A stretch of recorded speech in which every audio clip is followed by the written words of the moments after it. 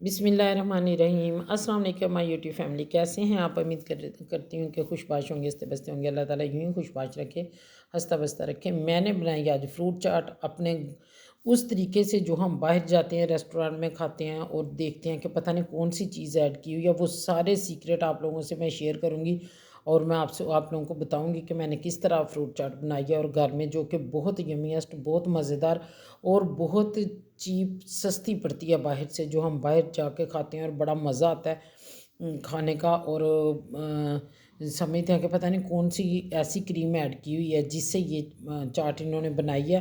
तो वही मैं आप लोगों को, वही फ्लेवर, वही सब कुछ आपको बताऊंगी। एक एक स्टेप मेरी वीडियो के साथ जुड़े रहें।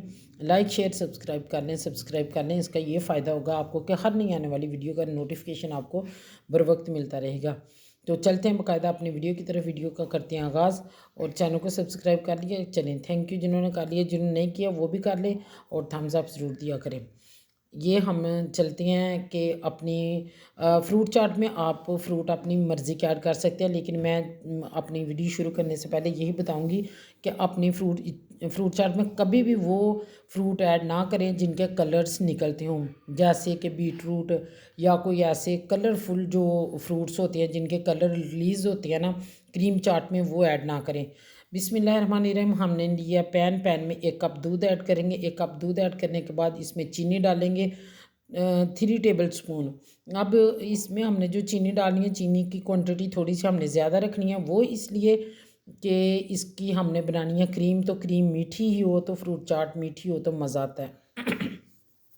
अब इसको थोड़ा सा मेल्ट कर लेंगे। अब इसमें 1.5 टेबल स्पून मैं डालूँगी कॉर्नफ्लोर। कॉर्नफ्लोर मैंने डाल दिया डायरेक्ट। आपने ये मिस्टेक नहीं करनी, ये बाय मिस्टेक मुझसे हुआ है और मैंने बड़ी मुश्किल मैनेज बाद में किया। इस तरह लम्स बन जाते हैं, गुठलियाँ बन जाती हैं। मैंने इसको पानी में घोल के डालना था, जो कि मैं बस रोज़े की हालत में थी और कुछ मैं पढ़ रही थी जिस वजह से मेरा ध्यान नहीं रहा।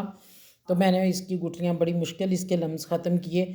आपने इसको पानी में घोल के तो फिर ऐड करना है, तो फिर वरना ये इस तरह अच्छी भी नहीं बनेगी और मज़ा भी नहीं आएगा और लम्स बन जाएंगे तो उनका टेस्ट अलहदा से एक अजीब सा आएगा। ये देखो मैं इनको मिक्स करने की कोशिश कर रही हूँ, नहीं हो रही।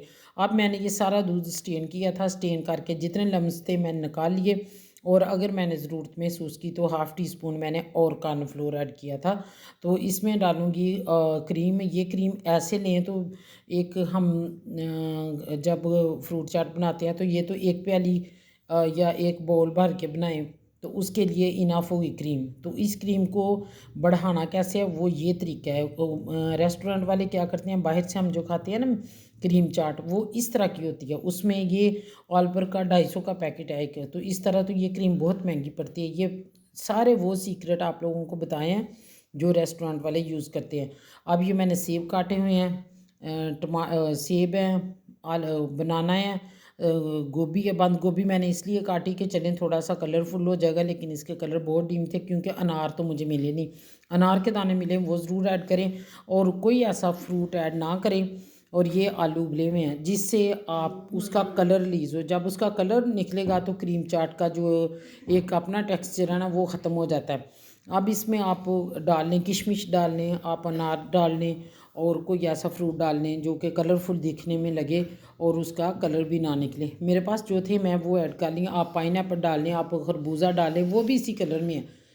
तो ये फ्रूट्स ऐड करें।